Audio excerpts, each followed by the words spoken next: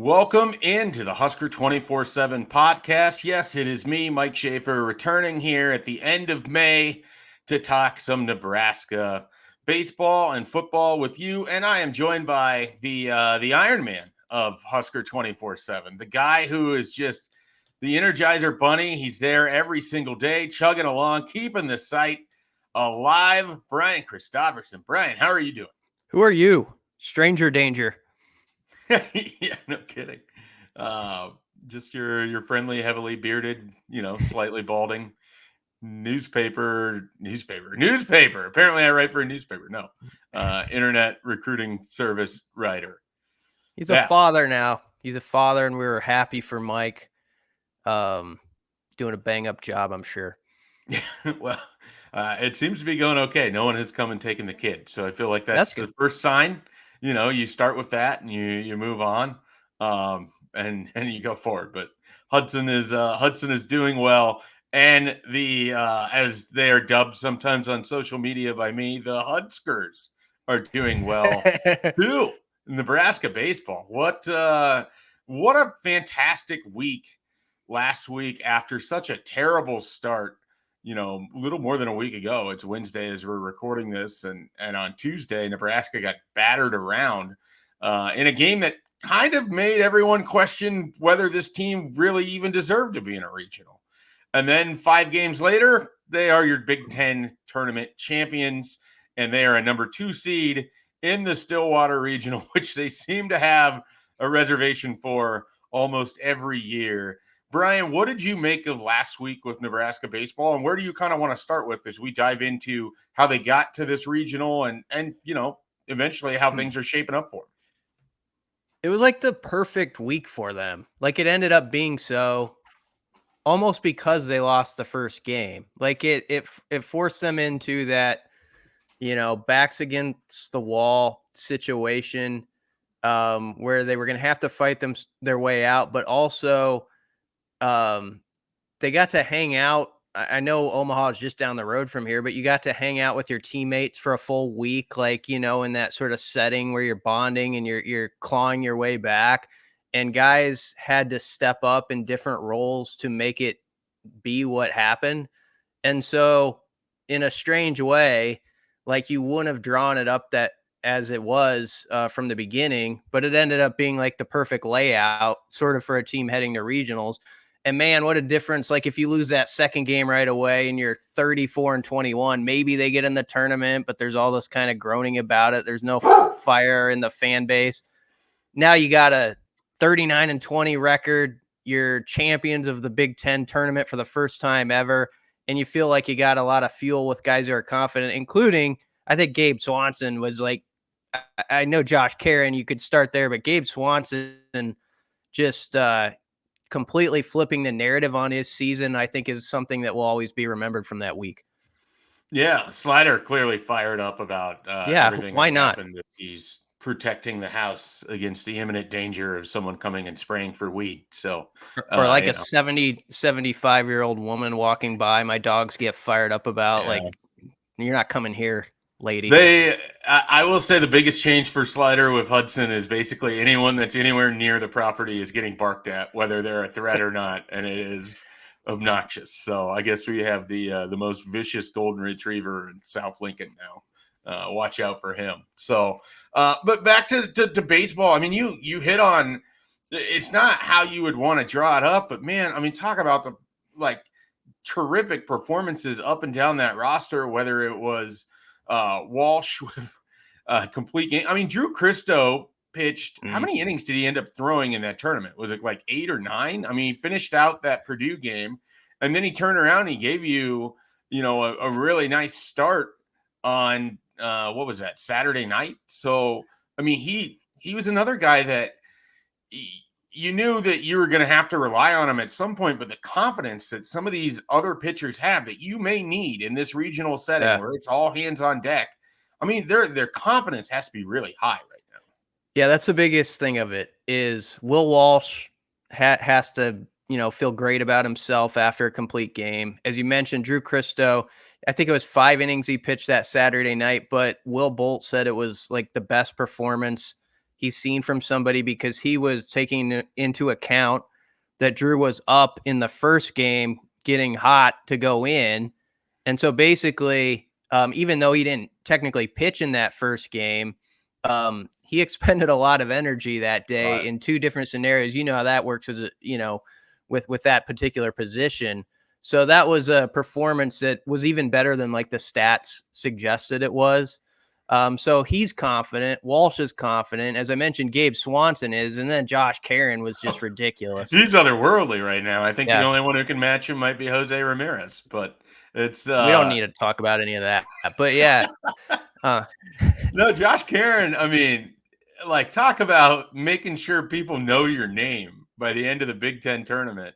He clearly not happy about being left off first, second team, and just bomb after it. Like, Brian, these weren't cheap wall scraping home runs. Like the home runs that got hit in this tournament, and obviously the Schwab, it's a big cavernous field, but it has been a little more home run friendly. I mean, whether it was the guy at Penn State or Nebraska with Caron and Swanson, or even Ben Columbus, when guys were connecting, that ball was jumping out of that park. And I mean, not just the first row of seats, like all the way up there. I'm pretty sure he hit one to the river. Yeah, he hit one 433 feet, then 432 in the same game. The Big Ten Network did a thing where they did a grip test with guys, like to see who had the strongest grip, and he won that, which is like I mean, I would almost feel as good about that as the 6 home runs if I were him, that I was like the most manliest dude who could get the pickle jar open.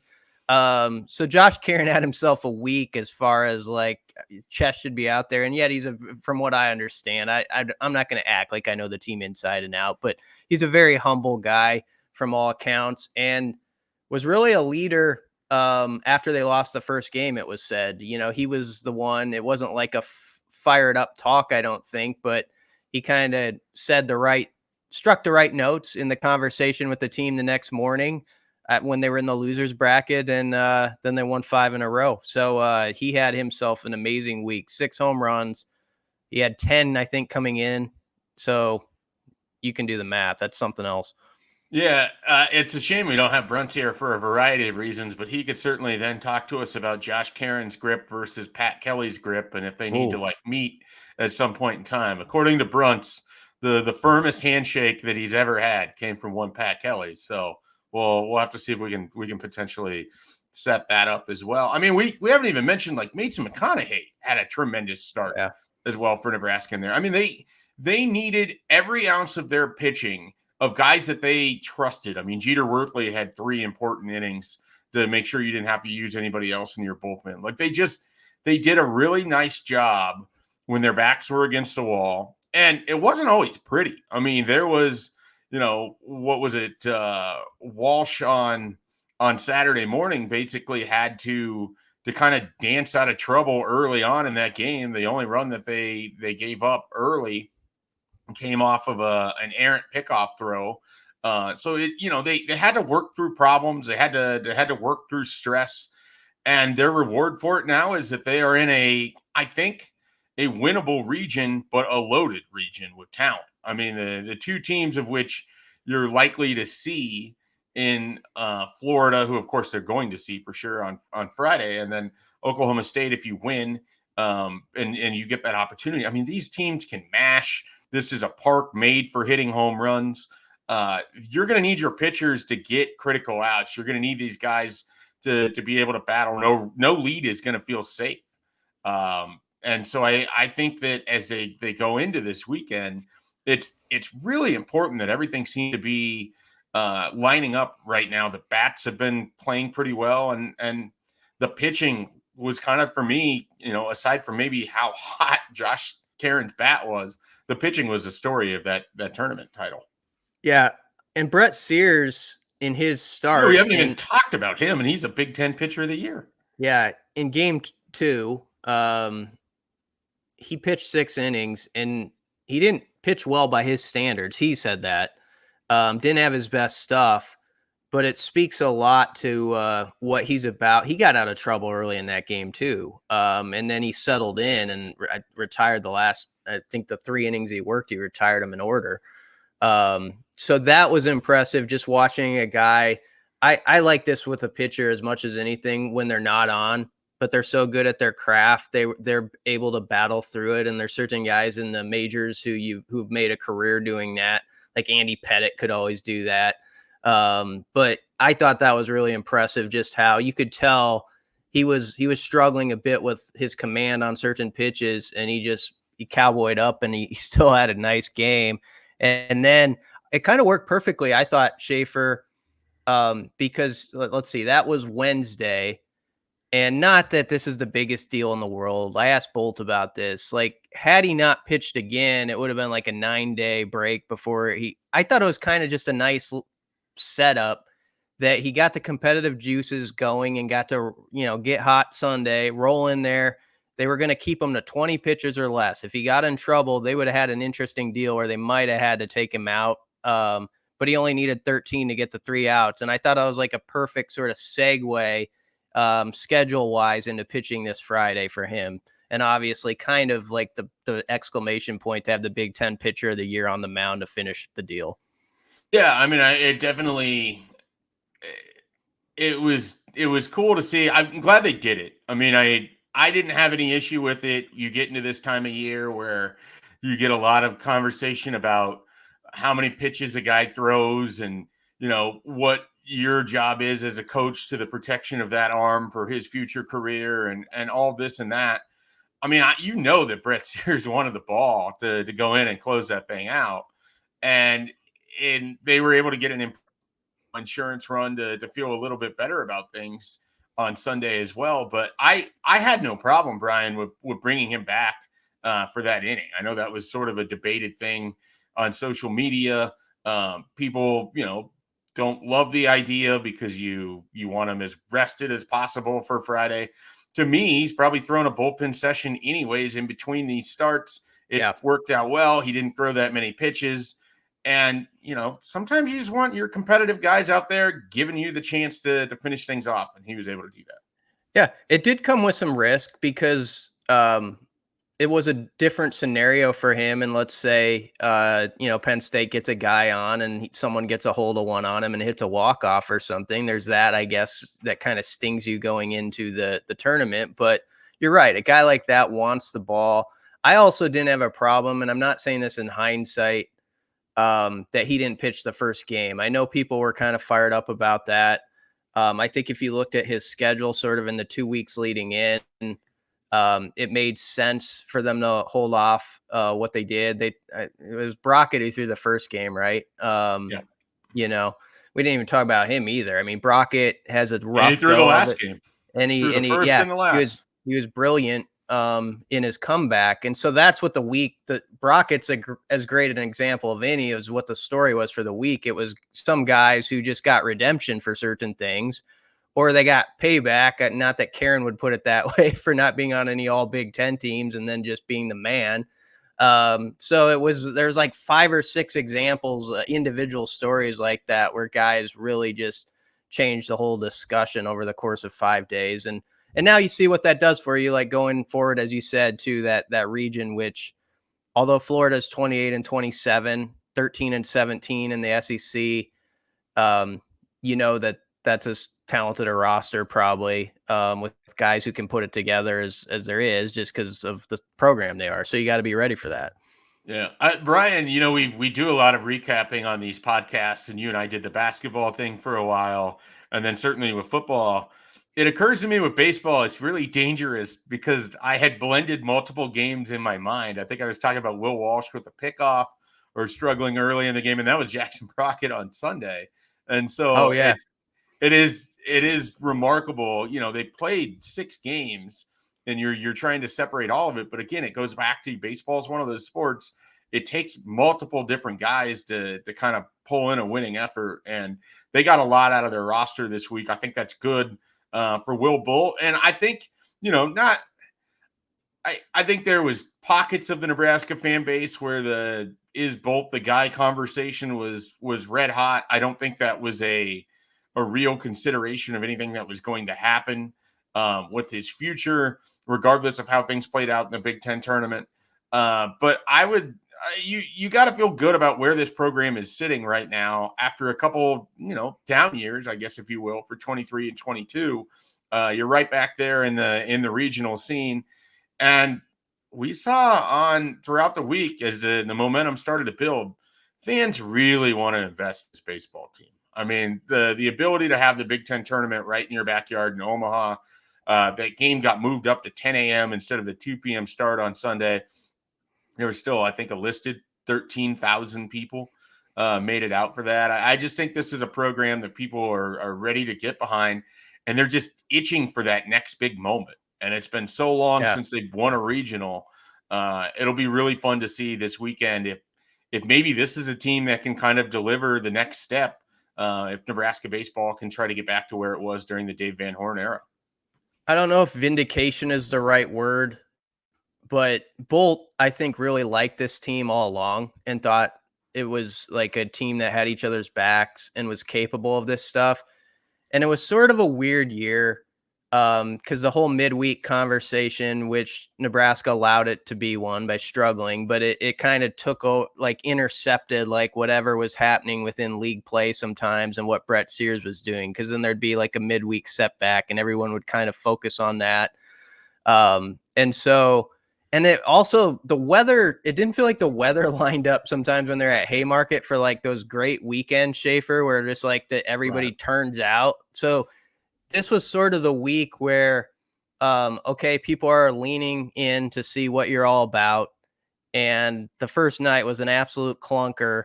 And to respond as they did, I think it, they kind of pulled people in by Saturday morning where it's like, okay, well, let's see where this goes. And I know there's some general fans who are learning the team as throughout the week. I know those people, like this is the time of year they get to know people, like who's who. And boy, they introduced themselves to that part of the fan base in a major way. So there's a lot of excitement right now about going there. I think there'll be a good Husker following in Stillwater too, based off the momentum, and it's a drivable game, and it's not going to be easy, but it never is this time of year. I like that Bolt said afterward on Sunday, we can make it seem like it's this mountain to climb sometimes, but it takes 5 wins now. And we see it every year. There's one or two teams that are in the CWS now every year where you're like, oh, that was kind of a surprise, or didn't see that exactly coming. And Nebraska's as hot as anybody to try to make that them, but you got to get off to a good start on Friday. You're a baseball guy. I know you care a lot about the Twins. We've never really talked much about Nebraska baseball, but certainly by the time you were in college, things were rolling there. Do you have like a particularly fond or a favorite memory of Nebraska baseball and when it gets to postseason play? Absolutely. I was there when they beat Rice at Buck Belzer in college, and that's my favorite memory, just because it was like the first time. It was so like unbelievable. Anybody who remembers the Buck, I have fond memories of Buck Belzer. See, I remember it from television, but I was never there. Like, I have no, for me, Haymarket's is cathedral because I remember going when it was fresh and new and exciting and sitting in the berm with thousands of other people on a hot Saturday or Sunday, because that's what you could get tickets for. But I have no Buck Belzer. In fact, I actually texted Gary Sharp when I was on campus the other day for something else. My brother-in-law and I were discussing where that stadium was. I had no recollection. I was like, I think it's in the parking lot behind the Harper Schramm Smith parking garage near the Hawks championship facility. But it's where the practice fields are, right? Like, that's where Buck Belzer was. Yes, that's where I remember it. Where the football fields are now. And it was kind of a really chewed up, and it wasn't like if it felt like kind of low level. But that's what added to it. Like, Nebraska was trying to get to the CWS, which you knew would just be crazy. And the whole state got behind it like nobody's business. And there was that memory. They beat Rice. And then I was at the first game they ever played at the CWS at Rosenblatt. And it's a tradition. Cal State Fullerton? Yeah, I think that's right. There's a tradition. They used to play like on the organ, like the fight song of like the team, and anybody who plays like the college football video games and watches a lot and kind of knows the different songs. But I always used to, as a kid, think, man, wouldn't it be something if like the Nebraska fight song was playing and they're taking the field there and it's just packed in red, and the Oregon started bouncing the song, and I was just like, oh, that's incredible, like to see them take the field. So those were my memories. Like Bolt would have been on those teams, so he has those too. And then Jabba got the one win they got. But yeah, I have a lot of fond memories, especially connected to when Nebraska played at Rosenblatt and people were waiting on the hill to get in and stuff. So that's just examples of like, if they ever get to that point where they're right on the doorstep of it, yeah, people lose their mind about it. And the Huskers still run this state. I know. So I know there's even in the city, right? They do. I know that's not popular to say, but they do. And it would be proven if when they can take control of certain things, they need to. But Sunday was just a taste of it. Yeah. All right, let's take a break from baseball and let's take a break from this program. And when we come back, we're going to dive into Nebraska football.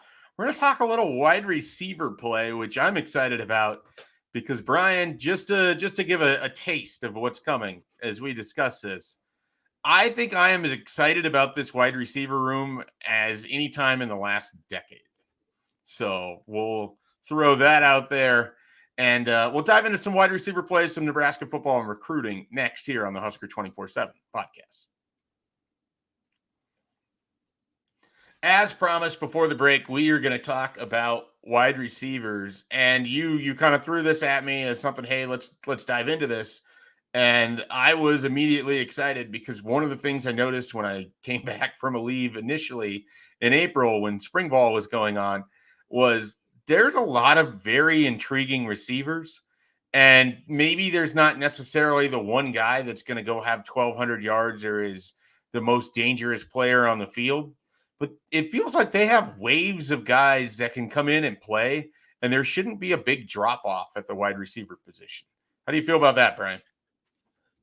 I think it's possible for sure, more so than I've thought in the last 5 years. And I don't know, when was the last time you would say you felt like, okay, they have like 8 or 9 guys I think they can roll out there. I know Rule did an interview recently where he thinks they do have 8, 9, 10 guys. And as you go through the names, you could make yourself believe that. I think Demetrius Bell being hurt was unfortunate because he might have been one of those guys too. But I was impressed by Isaiah Nair in the spring game. I know it was limited, but he caught that one pass. I think there was even a flag on the play, but I saw whoever the corner was took an angle and he's like, nope, goodbye. Like he had that extra explosive gear in a way that I wasn't prepared for, I think. Well, Rule said he's 6'3", 220, but he had him in like 4 threes, like, which they're very serious about their 40 times over there. So I'll take that for, I don't know if there's any exaggeration there, but that'd be impressive for his size. But he does look really fast and maybe can be a guy who takes the top off, sort of like he did at Wyoming prior to his injuries at Texas. So I was encouraged by how his spring came along. Jahmal Banks, I think, gives you that control the middle of the field, 3rd and 5, like he's going to outbody the guy type of receiver. So maybe you fill 2 lanes there with Nair and Banks as your veterans. And then Jalen Lloyd, the way he just, I think, grew more comfortable in being a receiver. Last year was figuring it out to how you play at this level. You're hopeful that looks really special. Coleman comes back from the Malachi comes back from the shoulder setback this summer and into the fall. Alex Bullock's a veteran. Jaden Doss is like a wild card because he played some cornerback even in the spring game. But Ja'Cory Barney, you can get to about 8 guys, and I'm probably leaving someone off, but that's a decent list. It seemed like it took a while for you to say the name Ja'Cory Barney there, and he was sort of the splash star of this spring game. Well, I'm a big Barney guy, as you know, so I was probably trying to like even it out a little bit. Gotcha. But yeah, he had a great spring, confident guy. I love the fact that he's that type of dude who's like, he got tackled by Alvano because he thought he was on his team. on the kickoff return. And he said, but Barney said, well, I'll take one back I against. completely forgot about that. No, I'm Yeah. watching it in my head as you're talking about it. It's amazing. And then the way he gets up and kind of looks at him, and it's like it hadn't processed yet. And What it's are you like, doing, man? Yeah. Yeah, he was probably about to pull the move where like Tommy Hill and Quinton the high Newsome five. high five. Yeah, like, Yeah. and then it's like, what are you doing, bro? But then afterward in the post game, he's like, yeah, well, I'll just take one back against Colorado then. I'm paraphrasing. That's too much talk maybe, but it's not like that side doesn't chirp a little bit too. So I like it. I want it. I have decided that I'm okay if Nebraska just decides to be blustery about. I mean, like if they win, that's obviously the ideal, right? But like, have confidence, like have some fun with it. Like, I don't need it to be super super buttoned up. So I'm good with it. I'm good with those comments. Smoke. It's college football. It needs to be fun. Yeah, it was a comment in passing, not a big thing. I'm sure it'll find their bulletin board because stuff that's not even real finds their bulletin board. But I mean, that seemed to. This podcast is going to be on. Prime is going to be listening to this, and we're going to get requested to meet with him after the game and just get insulted to our faces. Anyway, yeah. Well, I'm all for it back and forth a little bit. I don't expect that. I don't expect that to happen. But yeah, I like the receivers on paper, but we've been in this situation before where I've thought coming out of spring, oh, that looks good. There's 7 or 8, and then it ends up being 3 or 4. So it's like one of those with a bunch of different topics with Husker football where you're cautiously optimistic, right?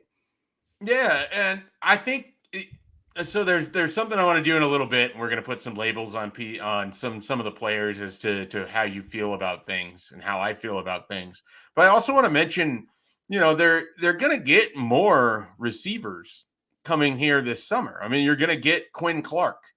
You already had Keelan Smith, which I don't know if you mentioned him earlier. Nope. He had a monster senior year. I don't know that he's someone. These aren't guys I'm expecting to do big things as freshmen necessarily, but could they be involved in 4 games in redshirt and be helpful and pull down a critical catch for you? Absolutely. And so I like the fact that there's, this depth. I like that they have different body types, that they have different receivers that, can play in different roles and can be utilized in different ways. I like that they have guys that aren't necessarily receivers that could line up at the receiver position and help you. And I'm thinking about, Janiran Bonner. I'm thinking about Thomas Fedoni. I'm thinking about Ramir Johnson. These are guys that maybe have different positions that are primary, but have the ability in this offense to do different things. And then I'm thinking about what Marcus Satterfield did with Spencer Rattler towards the end of his time at South Carolina, where they just kind of threw the ball all over the yard. Like they lit some teams up and I think he was really confident with what he was calling. And there's questions as to who was calling what. And so we can dive into all of that or we can ignore it, whatever.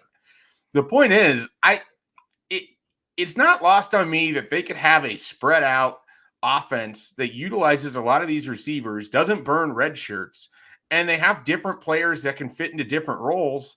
And as they've talked a lot themselves, there's a lot of positionless football, outside of that offensive line and Dylan Raiola. There's guys that are going to be in and out and doing different things, and they can create confusion that way. I mean, this could be a very different looking offense in 2024. It should be a very different looking offense than we saw in 23, but certainly just different than what the expectation was for what we thought for Matt Rule. And you go back and you look 2019 with Baylor. I mean, they were really good at getting the ball down the field to guys who ultimately, Tyquan Thornton, other guys who ended up in the NFL. And that's why I just think, whether it's Isaiah Nair, Jahmal Banks, Jalen Lloyd, Ja'Cory Barney, Keelan Smith, Malachi Coleman, Alex Bullock, whoever, they are going to be able to attack areas of the field and they're going to be more dangerous for it. And it's fun because it feels like they finally have the bodies in this room instead of just having to rely on 1 or 2 guys and hoping that's enough. Yeah, I'm glad you said Bonner. That was the name I left off, and Bonner was out there with the first unit, Yep. right off the bat. He had a great And touchdown. I think the first one of the game. Nice also, throw into the corner. Only he can get it. you've got like with him. I mean, Nair and Banks are all big-bodied guys, but like you could put Bonner out there, who was a fullback last year, and you can run some of that short passing game stuff. Have him as like a lead blocker. Yep. That was the part from the spring game that actually stood out almost the most to me. It was okay. Ryla looked really comfortable on the throws that should be simple but haven't been simple around here. And if you have a QB who can actually execute those layups in rhythm to the receiver, and you have the right type of tenacious guys on the perimeter, like a Bonner, that can go a long way. That can be an extension of your running game. That can help your QB get confidence with his passing. Those count toward the stats and all that stuff. All that can be beneficial, and that was something that really jumped out to me about the red-white scrimmage. So, yeah, there's some encouraging pieces there. I think it's going to be a lot better. And in fairness to last year, Garrett McGuire was dealt a really rough hand. I mean, he had, you had a player leave the team that we thought was going to matter before it got going. You had, Marcus Washington. Yes, Hurt right first game. away. Garcia Castaneda, and he could be back. Yep. Marcus Washington, with the injury against Illinois, that was pretty early in the season, still first half. And so those were like three guys you were expecting to sort of lead the way while other guys grew. And that was immediately ripped off the table. So then you had Malachi and Jalen kind of learning on the fly. There were difficulties and good stuff and all that. And what was kind of a tough situation last year, maybe that's works out now because they have that experience and you grow from it. Yeah, absolutely. All right. I did not tell you we were going to play this game. I didn't know that we were going to play this game. I just created the game. So here's what we're going to do. I am going to give you a label, and you are going to pick a wide receiver that most fits that label for you. However, there will be multiple labels coming after that, and you can only use the receiver one time. So we'll see kind of who. Yeah. And these are like the superlative type things. So it should be simple enough. Brian, who is the 2024 Nebraska wide receiver you are most confident in for the upcoming season? Jahmal Banks. He is off the board. You cannot use Jahmal Banks. Again, what are you? And I'm with you. That's who I would pick as well, even though there's a guy later that I think might end up statistically better. But what is it about Jahmal Banks? Because we've been hearing his name really even before he committed. We were hearing about how this was going to be kind of a stabilizing force for that wide receiver room. And that's certainly how Matt Rule has talked about him since. Just a really mature guy who has 2 650+ seasons at Wake Forest, back to back. As mentioned earlier, he's like the perfect like red zone target. He's that 3rd down and 6 guy who just boxes out somebody and gets you 10 yards. And you're right. Someone could move ahead of him statistically if you have an over-the-top guy who has, 4 big catches that are tough for Banks to match statistically. However, and I don't want to act like Banks couldn't, run by somebody on occasion too. I just think when you talk about where this offense really needs to improve in the passing game, you could go a lot of different places, but the intermediate passing was so rough. Like you felt like when it was 3rd and 8, you didn't want to even look, like something bad was more likely happen than good. And I think they feel like now with Banks and some of these guys and better QB play, that can really help in those situations. And they could keep alive some of those drives when you're on the 45-yard line and you got to move the chains to keep it going in the second quarter. That's the type of stuff that turns 2 wins, by the end of the year. And hopefully he's that kind of guy for Nebraska. Yeah, I don't really have a whole lot more I can add other than I think there's some value in that he played for a Wake Forest team the last couple of years that have been pretty good, that have won some critical games, that have been in some shootout type situations. He's played some important football. I think that can help as an organization, as a program that hasn't necessarily been in some critical moments or played in these these top 25 battles. I think having a guy like that can help pull you along, that's been there, can be a stabilizing force. And he's already been a leader. I mean, he's inviting guys over, he's hosting team events. I mean, he's been a guy that since he's gotten here has been everything I think Matt Rule wants the transfer portal players for him to be. Like, he's not a distraction. He's a value add. He's big in all of these different ways. And I think there's a chance that he's your most reliable receiver and that develops that relationship with Dylan Raiola right away. All right, so I think you know where this is going. But who is a receiver that you think has the most upside on the roster? There's some different answers that you can go with here. Yeah, you can. I'm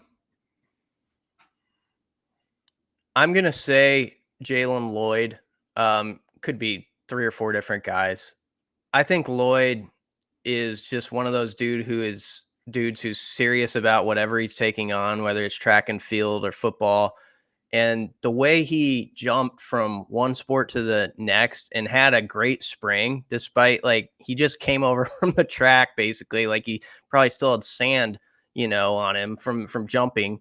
And he's still like a guy who just made the most out of his spring. I think his electricity and ability to adjust on the ball because of his sort of athletic traits and his track background is really going to help him.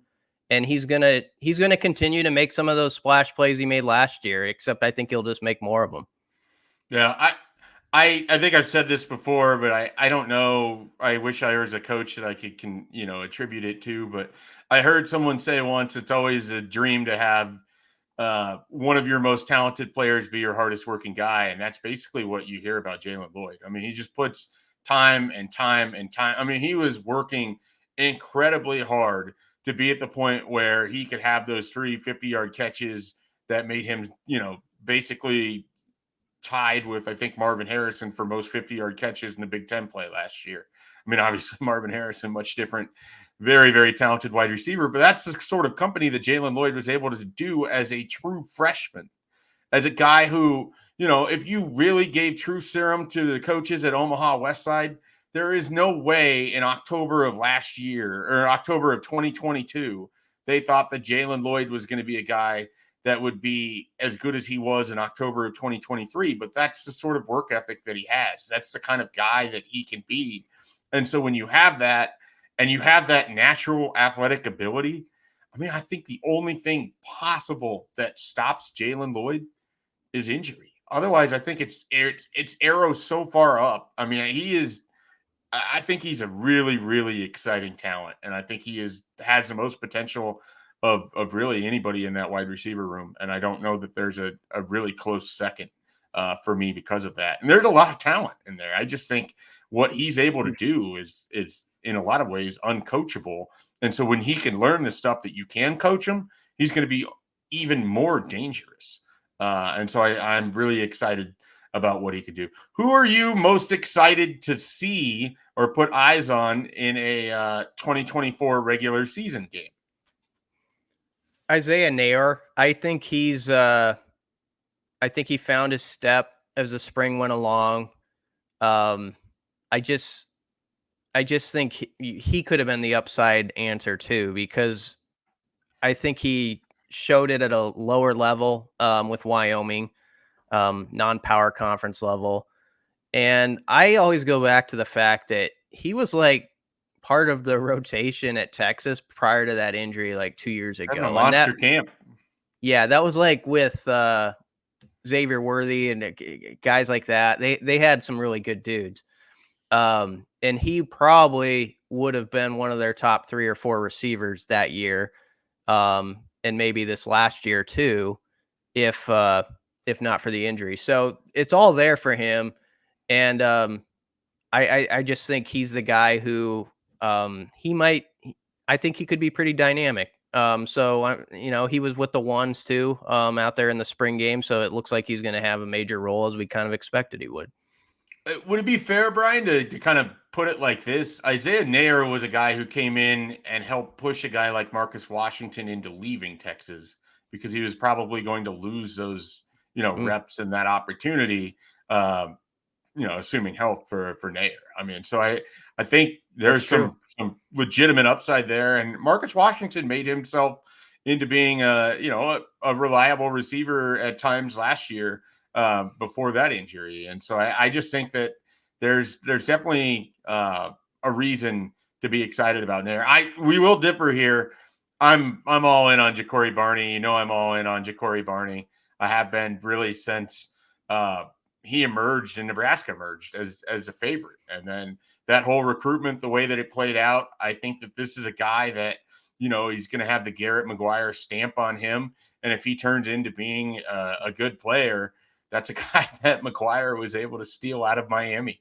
Mom loving Nebraska on that official visit in early June, helped push back against, Mario Cristobal and everything Miami can offer and being able to play right there in his own backyard. And so if he comes to Nebraska and he turns into being a pretty good wide receiver, it is a big feather in the cap of Garrett McGuire. And I always get excited about, and Jalen Lloyd fits this to a degree too, but I get excited about these receivers or these athletes really, Brian, that play so many different positions, but never really get to master any of them. And then are just freakishly good athletes, but maybe don't have all the nuances of being a wide receiver. To me, those guys learn really quick, and their athleticism in a Ja'Cory Barney, he already looks like he's a pretty good route runner. And he didn't spend a lot of time playing wide receiver in non 7-on-7, settings. I mean, he played quarterback, he played running back, he was a defensive back, he returned kicks, he did all of that stuff. And now he just gets to be a wide receiver. And I think that the growth there you're going to see from game one to the end of the season. He's a guy that I wouldn't be surprised if he shoots up too.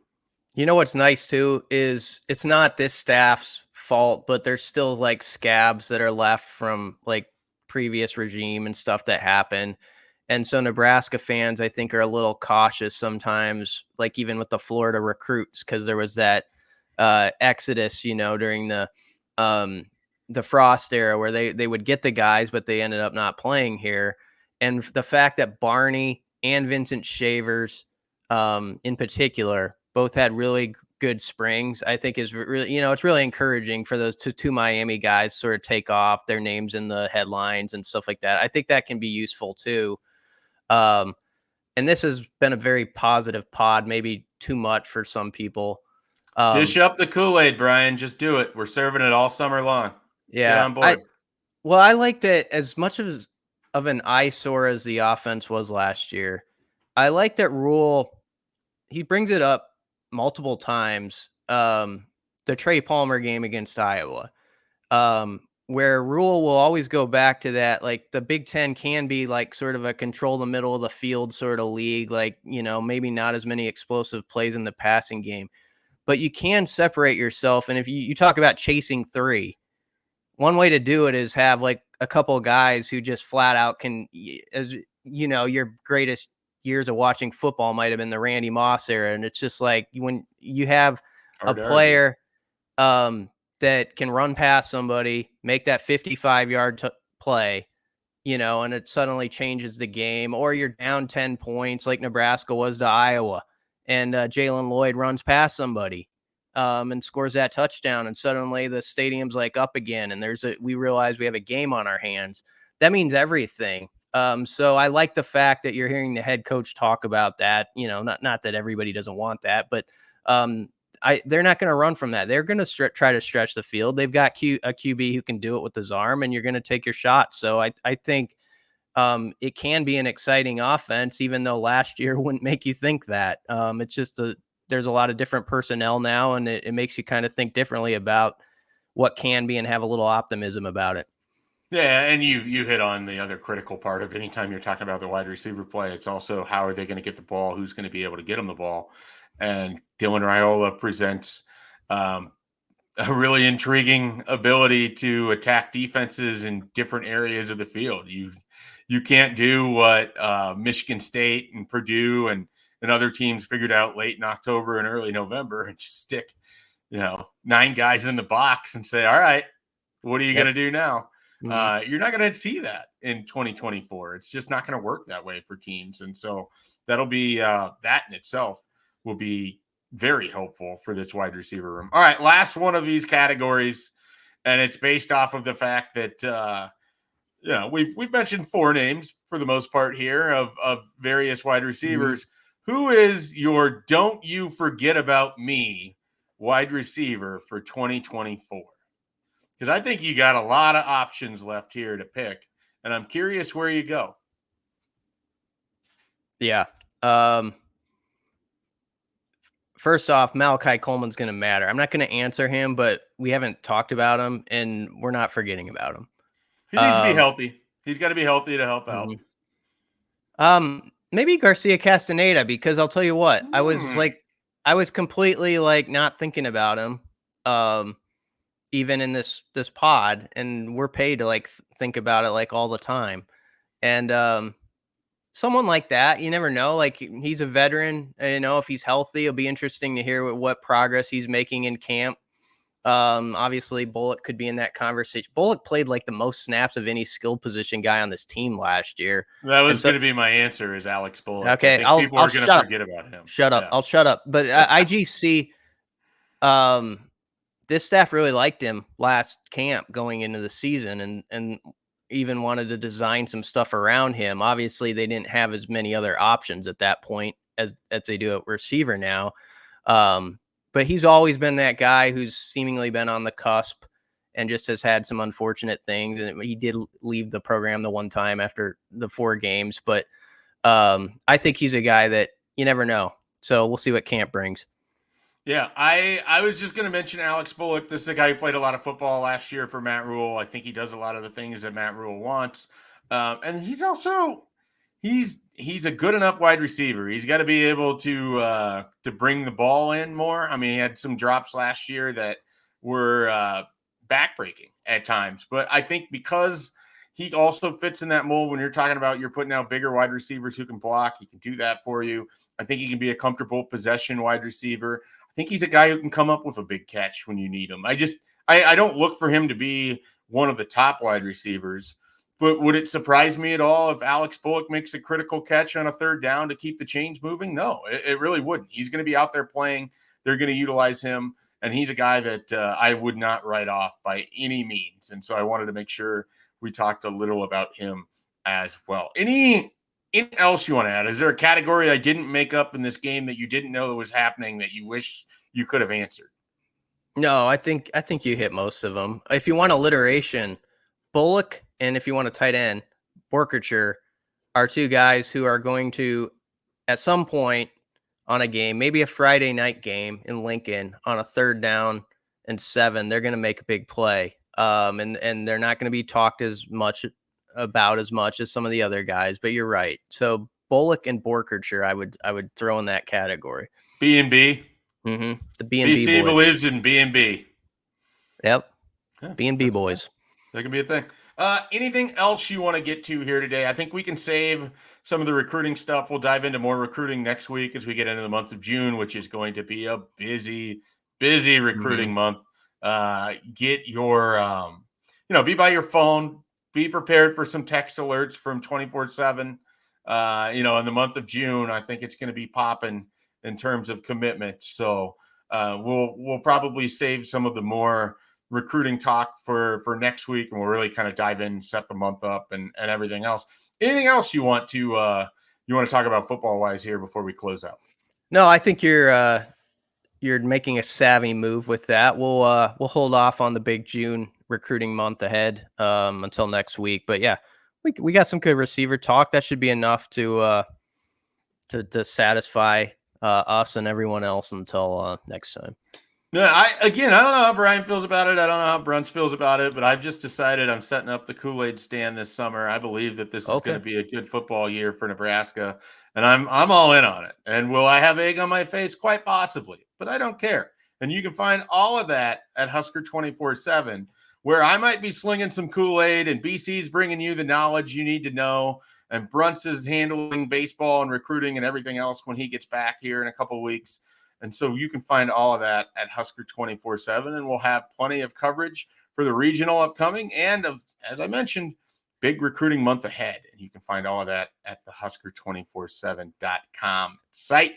For Brian Christopherson, I'm Mike Schaefer. We're Husker247, and we'll catch you next time.